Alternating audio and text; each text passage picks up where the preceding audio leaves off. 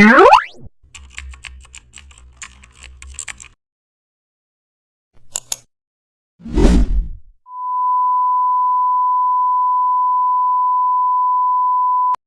back to the channel, and don't forget to like, share and subscribe for more updates. Today we will make a glowing poster that truly shines.